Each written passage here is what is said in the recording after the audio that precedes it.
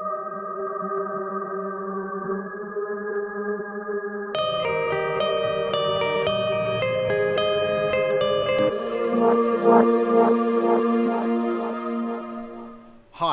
I'm John Rasco. I'm a physician and a scientist privileged to work at Royal Prince Alfred Hospital and the Centenary Institute affiliated with Sydney University. The thing that motivated me to get involved heavily into research was the simple fact that even though I could see as many patients as I could try in a given day, I couldn't influence as many people as I would like to. I'm very proud to run a program which involves hospital scientists, basic scientists, PhD students and research assistants, all devoted to one idea, and the idea is to develop gene therapeutics, in a sense gene medicines, taking the information that the DNA revolution has created and now transferring it to a therapy.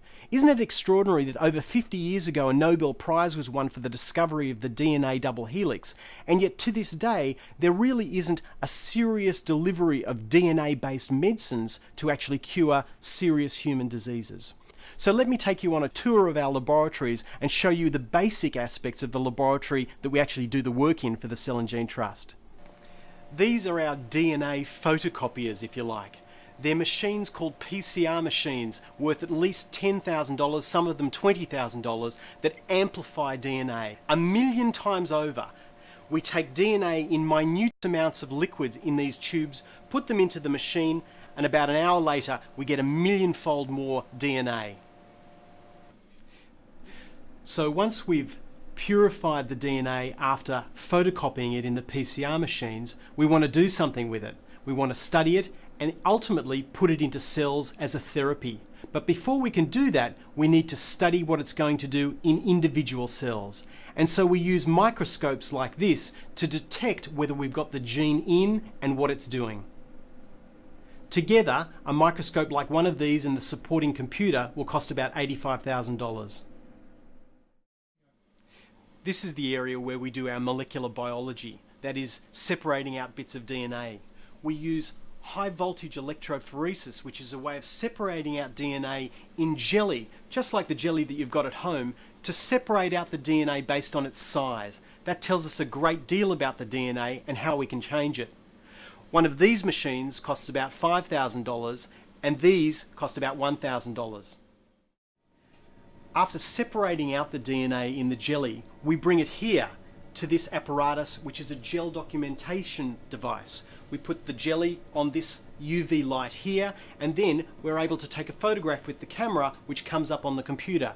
We force the DNA into the jelly and separate it on the basis of size and charge. And you can see two different pieces of DNA separated, the bigger one on the left and the smaller one on the right. Print it out and put it in your lab book. This kind of a machine costs about $25,000 and we're looking for a new one right now. The experiments that we do, the cost of the consumables, the chemicals and reagents that we use are all very, very high. And in order to fund the research, we need a continuing supply of research funding. This is a sterile environment in which we're able to manipulate cells and introduce new DNA in the way we would like to do to develop gene therapies. We then take those live human cells and put them into an incubator like this one, where we can actually grow them indefinitely, both cancer cells and normal cells, and study the effects. This kind of an incubator costs up to about $50,000.